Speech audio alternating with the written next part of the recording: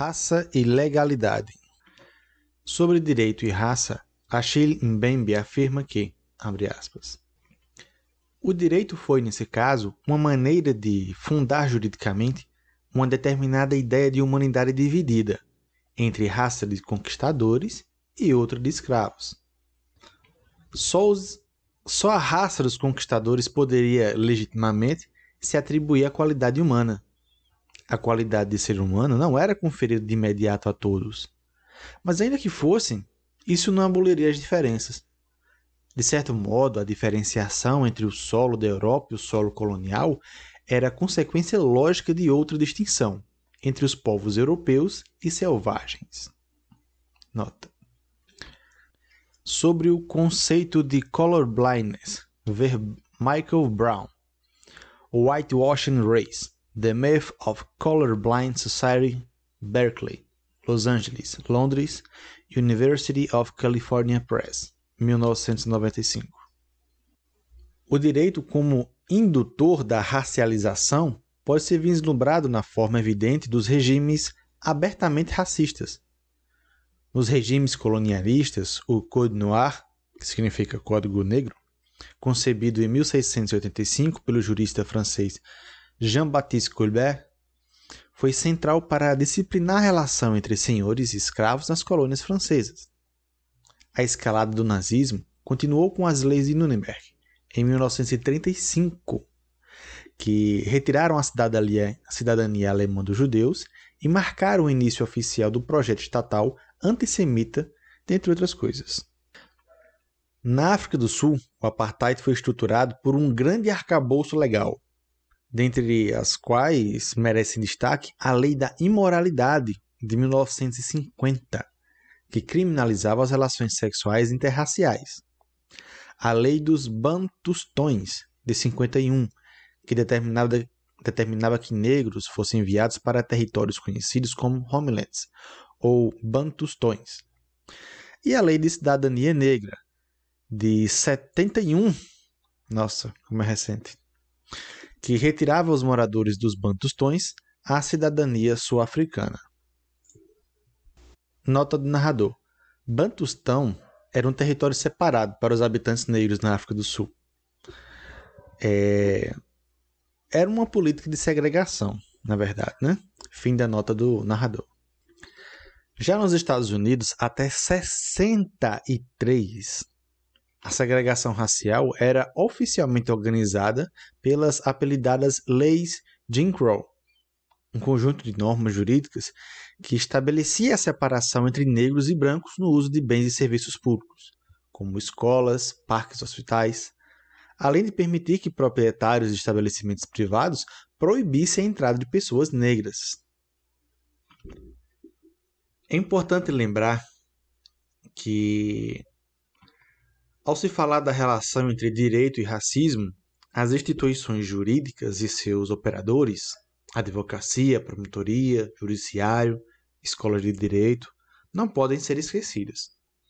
Por isso, ainda no contexto da experiência estadunidense, com o racismo estatal das decisões da Suprema Corte, merece menção o caso Dred Scott versus Stanford, de 1857, em que se decidiu que a escravidão não poderia ser juridicamente contestada e que os negros não tinham direitos de cidadania. E o caso Plessy Ferguson, eu acho, de 1896, em que a Corte Suprema consolidou a doutrina Separated but Equal, que significa separados mais iguais, permitindo a existência do regime segregacionista do Sul e as leis Jim Crow. Mais recentemente, o caso McCleskey versus Kemp, de 87, é considerado a chancela do judiciário a reprodução do racismo, pois em nome da colorblindness, neutralidade racial, a Suprema Corte dos Estados Unidos proibiu que fossem levadas em conta as alegações de preconceito racial em condenações criminais. Mesmo que apoiadas em estatísticas confiáveis, a não ser que fosse comprovada a intenção de discriminação dos agentes do Estado. Para alguns autores, a postura de neutralidade racial do judiciário, somada à política de guerra às drogas, abriu portas para o encarceramento em massa e o extermínio da população negra, fenômeno que pode ser considerado uma renovação da segregação racial. Nota: sobre o racismo no sistema de justiça criminal, ver Michelle Alexander, A Nova Segregação, Encarceramento em Massa na Era da Neutralidade Racial, tradução de Pedro Luiz Zini. Revisão técnica, notas explicativas e tradução das notas de autoria de Silvio Luiz de Almeida. São Paulo, editora Boitempo, 2017. Para uma abordagem de problema do encarceramento pela perspectiva brasileira, ver Borges, Juliana, O que é encarceramento em massa? Belo Horizonte, editora Letramento, 2018, da coleção Feminismos Plurais. Inclusive, esse livro, nota do narrador aqui, esse livro, O Racismo Estrutural, é da coleção Feminismos Plurais. Talvez eu leia o encarceramento em massa também. Ainda sobre desigualdade e tema do sistema da justiça criminal, ver Sérgio Adorno, Discriminação Racial e Justiça Criminal em São Paulo, editora Novos Estudos, número 42, páginas 45 até 63, de 95. E Jaqueline de Moraes Danilo de Souza em Violência e Racismo, Novas Faces de uma Afinidade Reiterada, Revista de Estudos Sociais. Não, no caso seria espanhol, né? Revista de Estudos Sociales. Página 60, versão 64, página de 15 a 26. Sobre o conceito de justiça distributiva, ver Aristóteles, A Ética e o Nicômaco, UNB, Brasília, 85. Sobre a leitura liberal contemporânea desse mesmo conceito, ver John Rawls, Uma Teoria da Justiça, Martin Fontes, São Paulo, 97. Fim da nota. A nota foi tão grande que eu me perdi. Eu vou voltar um pouco. Para alguns autores, a postura de neutralidade racial do judiciário, somada à política de guerra às drogas, abriu portas para o encarceramento em massa e o extermínio da população negra, fenômeno que pode ser considerado uma renovação da segregação racial. Por outro lado, transformações sociais e econômicas, além da pressão de movimentos sociais antirracistas e anticolonialistas, impactaram a opinião pública e o sistema jurídico, produzindo mudanças importantes na relação ao tratamento da questão racial.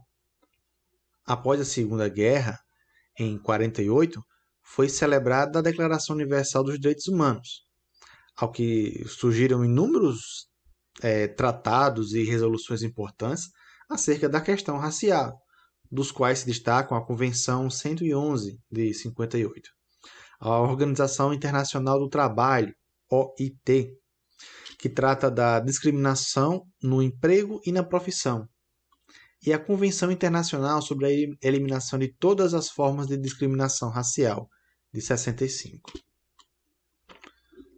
Nos Estados Unidos, na trilha aberta pelo movimento pelos direitos civis, em 64, foi promulgado o Ato dos Direitos Civis, que extinguiu formalmente a segregação racial praticada nos estados sulistas. Antes da promulgação do ato pela Suprema Corte Americana, já havia se iniciado o movimento de desmonte das leis segregacionistas, como o demonstrado famoso precedente de Brown versus Board of Education, de 54, em que decidiu a existência de escolas segregadas contrariava a Constituição dos Estados Unidos. Anos mais tarde, a mesma corte decidiria em 78 em Regents of University of California versus Bach, que ações afirmativas, ou seja, políticas públicas com recorte racial, são constitucionais, posição que viria a reafirmar no caso Guetter, não sei como é que se fala, acho que é assim, Guetter versus Bollinger, 2003. No Brasil, a legislação vem há anos tratando da questão racial. Em 1951, a Lei Afonso Arinos tornou contravenção a prática de discriminação racial.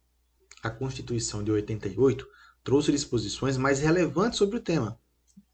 no âmbito penal ao tornar crime de racismo inafiançável e imprescritível, disposição que orientou a Lei 7.716 de 89, crimes de racismo, também conhecido como Lei Caô, em homenagem ao parlamentar Carlos Alberto de Almeida, o propositor do projeto de lei.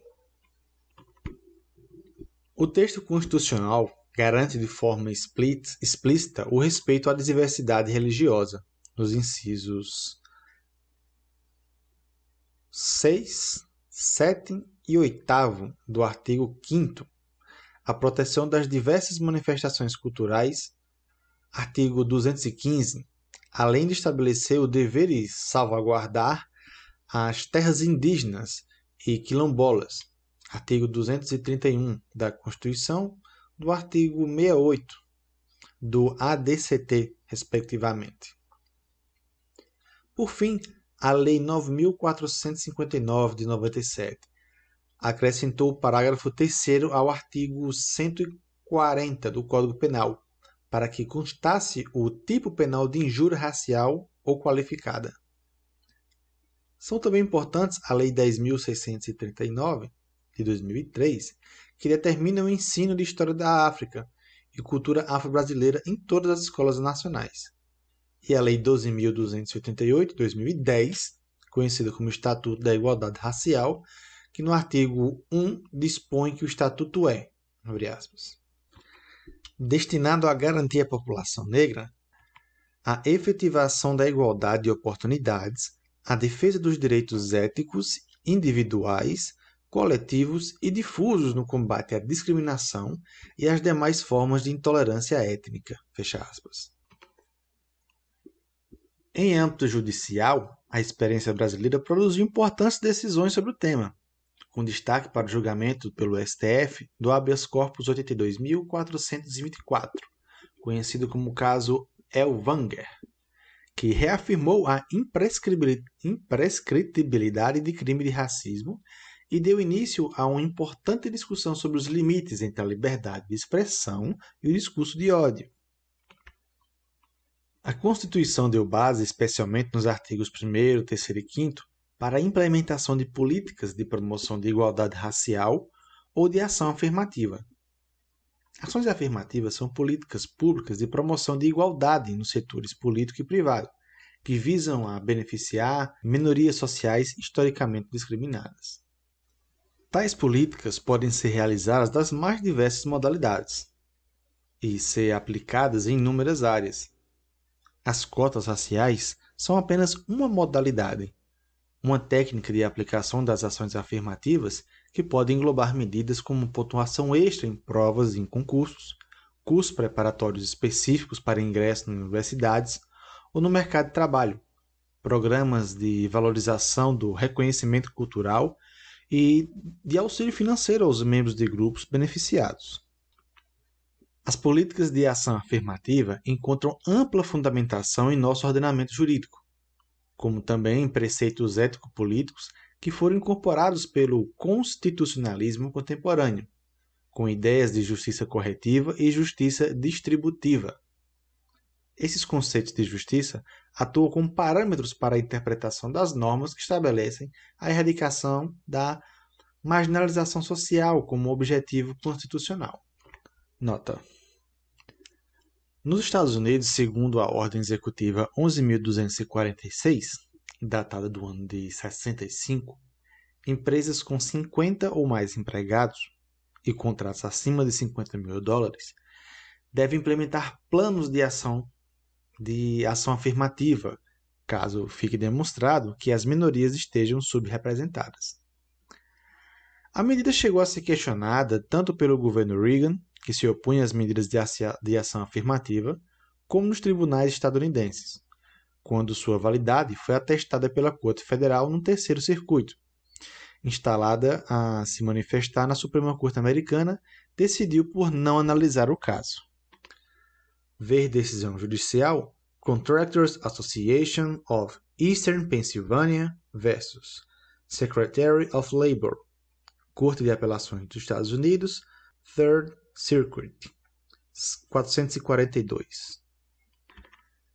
David Hamilton Goldland, Construction Affirmative Action, The Struggle for Equal Employment Opportunity, University Press of Kentucky, 2011. Fim da nota. A ideia de diversidade tem sido bastante destacada nos últimos anos na justificação das ações afirmativas. É bom que se diga que a diversidade é uma ideia estruturante das já mencionadas decisões da Suprema Corte Americana, que em 1978 e 2003 reafirmaram a constitucionalidade das ações afirmativas com recorte racial. Nos casos de Regents of University of California versus Bach e Grutter versus Bollinger. Para a Suprema Corte Americana, a diversidade se traduzia em uma vantagem para toda a sociedade, pois o convívio de diferentes visões do mundo só tenderia a fortalecer a democracia. É por esse motivo que o conceito de diversidade se tornou um princípio de política pública nos Estados Unidos, seguido por entidades públicas e privadas, fato que pode ser observado por agências governamentais, instituições de ensino, empresas privadas de renome internacional, que adotam ações afirmativas de corte étnico-racial como estruturante de suas atividades. Nota. Ver Childhood, Sydney. Visões da Liberdade, uma história das últimas décadas da escravidão na corte. São Paulo, Companhia das Letras, 2011, páginas 318 e 319. Fim da nota. Entre os vários precedentes da Suprema Corte Brasileira sobre a constitucionalidade de ações afirmativas, destacamos a MC-ADI 1176, de São Paulo, do relator ministro Otávio Galotti. A ADI 1276, de São Paulo, relator ministro Ellen Grace. A RMS 2071, do relator ministro Aires Brito. E a ADI 900... Eu tenho muitos problemas de ler números.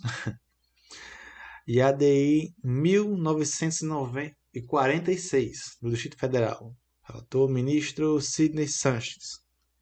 Entre outros. O que versou sobre as cotas raciais nas universidades. A ADPF 186, relatada pelo ministro Ricardo Lewandowski.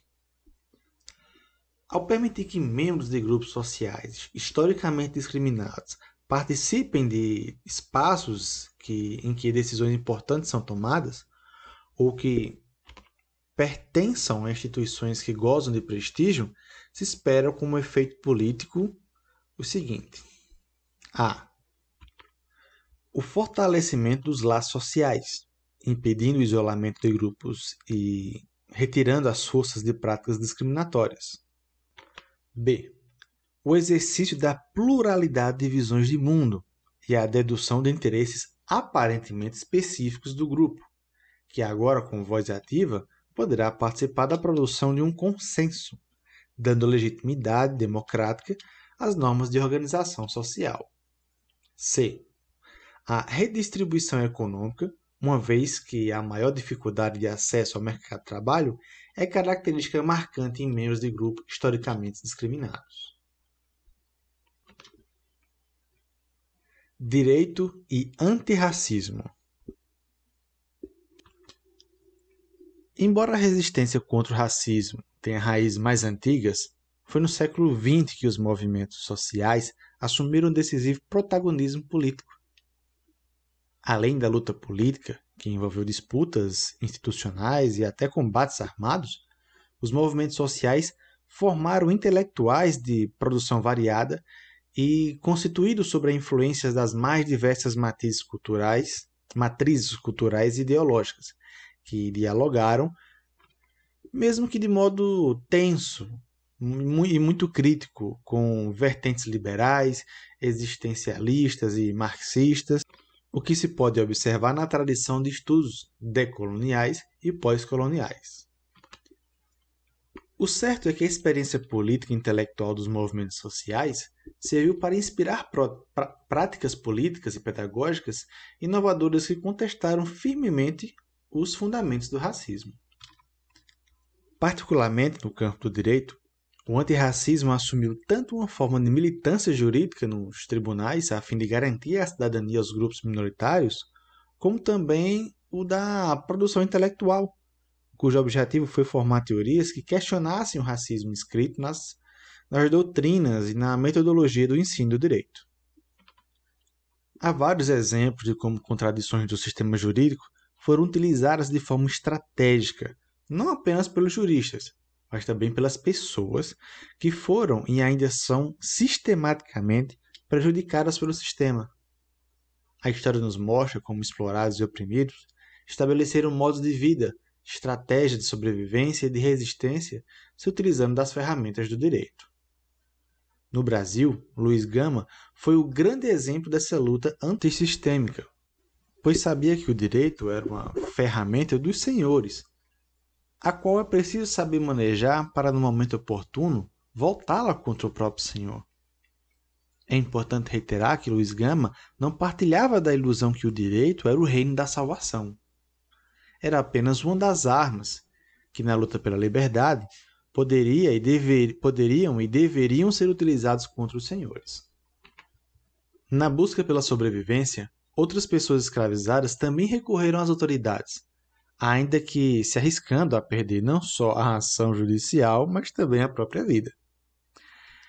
É emblemática a história de Esperança Garcia, mulher escravizada aqui no Brasil do século XVIII, endereçou uma carta às autoridades pedindo que fizesse cessar o sofrimento que o senhor lhe impingia. Nota do narrador. Tem um livro, eu acho que é o Guia do Politicamente Incorreto da História Brasileira, ou é do Brasil, que ele tem o capítulo 2, é sobre escravos. Nesse capítulo, ele tenta negar que os escravos sofriam tanto assim, né? Que não era desse jeito, os brancos não eram malvadões e os negros não eram coitadinhos. Se uma pessoa escravizada tivesse insatisfeita por ser escravizado, bastava ela ir na justiça e abrir um processo. Era simples assim. E os portugueses, que eram os coitados, não podiam fazer nada, que sofriam com processos judiciais. Sim, é uma piada, né? É uma piada isso. Mas tem um livro assim. Antes que o ouvinte vá lá curioso para ler o livro, não precisa. Tem um audiolivro dele. Inclusive eu não li, eu ouvi. Mas o livro não é muito fiel, sabe? Na verdade, ele é muito criticado por exageros e muitas mentiras. Inclusive, na citação, né? Já teve muita gente que foi lá na fonte e ver e dizer, não, aqui na fonte não tem dizendo isso que você está dizendo, cara. Na fonte tem dizendo justamente o contrário. Enfim, fim da nota do narrador. Contra a corrente daqueles que viam os escravizados como coisa, que não reconheciam a possibilidade de escravizados e escravizadas de planejar ações estratégicas de luta pela liberdade, Sidney Sherwood afirma que, abre aspas, algumas pessoas ficaram decepcionadas com as escolhas desses escravos, que lutavam pela liberdade, resultante, por certo, mas sem nunca terem se tornado abertamente rebeldes como Zumbi. Essa é a decepção que temos de absorver e refletir sobre ela, pois para cada zumbi, com certeza existia um sem número de escravos que, longe de serem passivos ou conformados com sua situação, procuravam mudar sua condição através de estratégias mais ou menos previstas na sociedade no qual viviam. Mais do que isso, pressionavam pela mudança em seu benefício de aspectos institucionais daquela sociedade. E os defensores da teoria do escravo-coisa não me venham com a afirmação que tais coisas de luta não são importantes. Afinal, combater no campo das possibilidades, largamente mapeado pelos adversários, é exatamente o que fazem e insistem em Zumbi em sua rebeldia negra. O mesmo uso estratégico do direito pode ser observado na luta antirracista contemporânea. Mais uma vez, tomando como exemplo a experiência dos advogados e advogadas do movimento pelos direitos civis. Basta dizer que tiveram participação decisiva no desmonte do sistema normativo de segregação racial e nas conquistas de cidadania, tarefa na qual utilizavam dois argumentos jurídicos fundamentais: a promoção da pluralidade e da diversidade e a necessidade de reparação histórica às minorias. Entre os anos de 1970 e 80, surgiu nos Estados Unidos o movimento do Critical Race Theory, teoria da crítica racial, liderado por professores como Derek Bell, Richard Delgado, Kimberly Crenshaw e Mari Matsuda e Patricia Williams. Esses juristas introduziram um interessante debate sobre a relação entre racismo, direito e poder, uma vez que consideravam a condição de negros, latinos e asiáticos fator determinante na aplicação do direito. Nessa trilha, os autores ligados à Critical Race Theory, que também são muito diversificados, ao analisarem a relação entre racismo, direito e poder, tomaram como um ponto de partida a crítica ao liberalismo e a ideia da neutralidade racial, crítica à predominância teórica do eurocentrismo, inclusive nas práticas pedagógicas, a narrativa de casos jurídicos de forma a destacar a experiência racial, storytelling, crítica ao essencialismo filosófico, o uso da interseccionalidade na análise jurídica, consideração sobre as questões de raça, gênero, sexualidade e classe, estudo sobre a formação do privilégio social branco, a branquitude ou branquidade. No Brasil, os movimentos sociais tiveram grande participação na construção dos direitos fundamentais e sociais previstos na Constituição de 88. E nas leis antirracistas, como a 10.639, de 2003, das cotas raciais nas universidades federais e no serviço público, no Estatuto da Igualdade Racial e também nas decisões judiciais, inclusive com contribuições técnicas e teóricas também de grande relevância. Ainda assim, é sabido que o destino das políticas de combate ao racismo está, como sempre esteve, atrelado aos rumos políticos e econômicos da sociedade.